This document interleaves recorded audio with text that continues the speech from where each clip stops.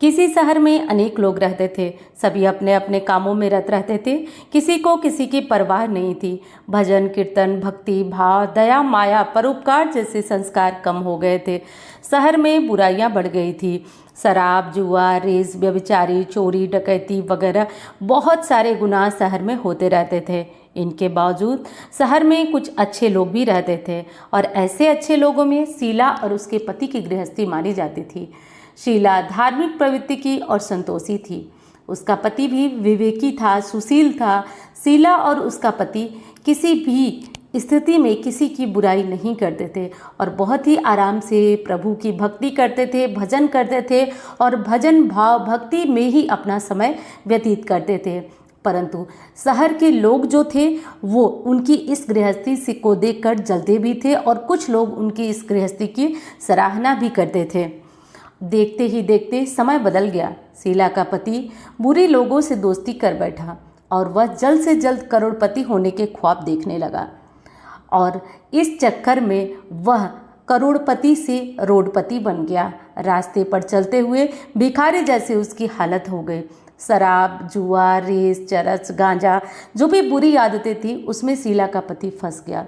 दोस्तों के साथ उसे भी शराब की आदत हो गई। इस प्रकार उसने अपना सब कुछ रेस जुए में गंवा दिया। पति को और उसके स्वभाव को देखकर शीला बहुत दुखी होने लगी, किंतु वह भगवान पर भरोसा रख करके और बड़ा दिल करके वह सारी ही चीज़ें सहने लगी। शीला अधिकांश समय प्रभु भक्ति में बिताने लगी, लेकिन वो जितना ही अपने पति को देखती थी उतना ही ज़्यादा कुंठा से भर जाती थी। समय बीतता गया, बीतता गया, बीतता गया। अचानक एक दिन दोपहर को शीला के द्वार पर किसी ने दस्तक दी। शीला ने खड़े होकर द्वार खोला तो सामने क्या देखा, एक माजी खड़ी थी। उनके चेहरे पर अलौकिक तेज निखर रहा था। उनकी आंखों से अमृत वर्षा हो रही थी। उनका चेहरा करुणा और प्यार से झलक रहा था। ममतामयी दिखाई दे रही थी। उनको देखते ही शीला के मन में शांति छा गई। शीला के रोम रोम में एक आनंद छा गया। शीला माजी को अंदर ले आई, परंतु घर में बिठाने के लिए कुछ था ही नहीं। शीला ने कुछ सकुचाया और फिर एक फटी हुई चद्दर निकालकर उस पर माँ को बैठने का इशारा किया। माँ जी बोली, क्यों शीला, मुझे पहचाना नहीं? हर शुक्रवार को लक्ष्मी जी के मंदिर में भजन कीर्तन होता है, तब मैं वहाँ आती हूँ। और इसके बावजूद शीला कुछ समझ नहीं पाई। फिर माँ जी बोली, तुम बहुत दिनों से मंदिर नहीं आई, इसलिए मैं तुम्हें देखने चली आई। और माँ जी का यह प्रेम भरा शब्द सुन करके शीला बहुत अधिक भाव विभोर हो गई और वह रोने लगी। वह बिलक बिलक कर रोने लगी। माँ जी से कहा, बेटी, माँ जी ने कहा, बेटी, धूप और छाँव जैसे सुख दुख होते हैं, धैर्य रखो और तुम अपनी परेशानी मुझे बताओ।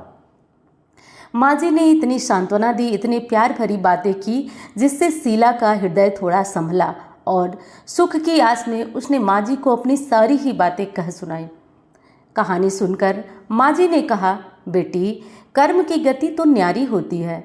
हर इंसान को अपने कर्म भुगतने ही पड़ते हैं, परंतु अब तुम चिंता छोड़ दो, चिंता मत करो। अब तुम अपने कर्म भुगत चुकी हो, अब तुम्हारे सुख के दिन अवश्य आएंगे।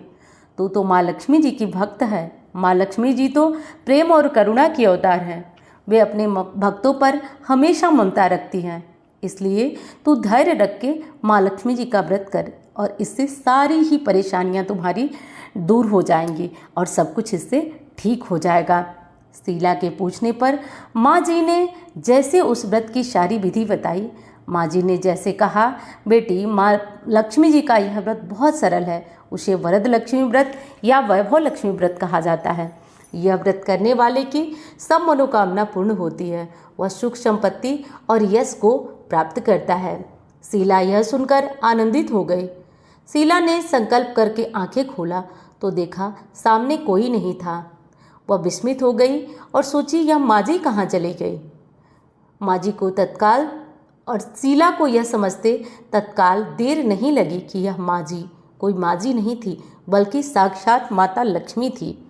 वह अपने भक्त को रास्ता दिखाने के लिए आई थी। अब दूसरे दिन शुक्रवार था।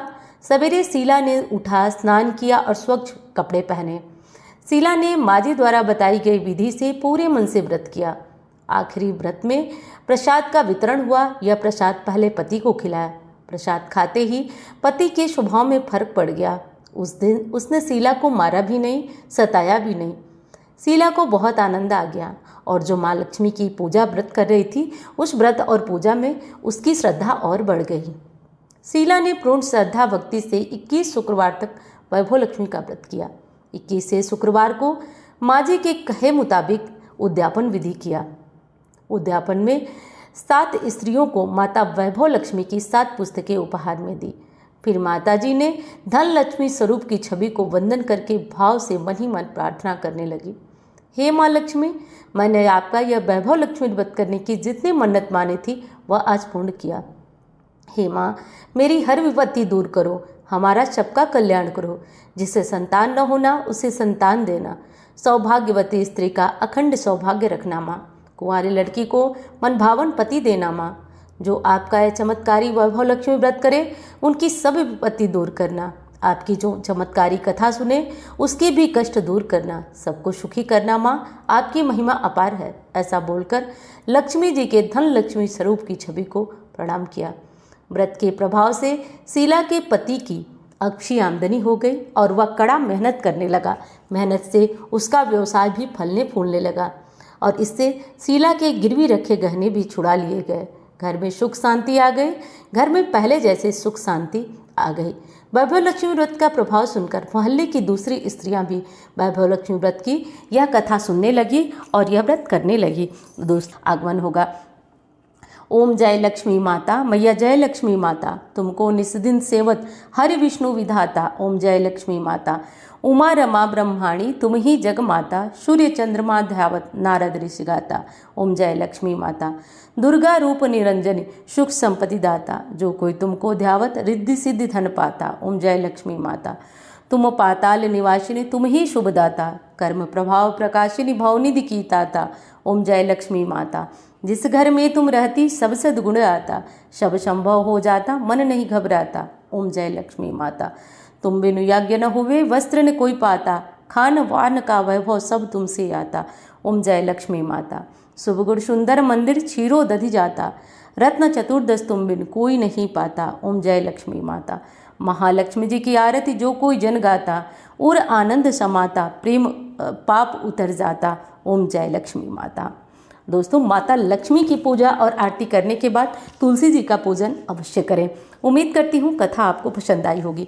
दोस्तों, शिव जी की सावन मास में जो कथा मैं अपलोड कर रही हूँ, जैसे कि श्रावण महात्म्य, आप उसका श्रवण नहीं कर रहे हैं तो वो कथा आपके लिए है और बहुत ही पुण्यदायी है। सूतक पातक या किसी भी स्थिति में उस कथा का श्रवण किया जा सकता है। और हाँ, जैसे आप मानसिक रूप से कभी भी पूजन कर सकते हैं, वैसे कभी भी कथा का श्रवण कर सकते हैं। उम्मीद करती हूँ कथा पसंद आई होगी। माता लक्ष्मी की जय कमेंट बॉक्स में अवश्य लिखिएगा। हर हर महादेव।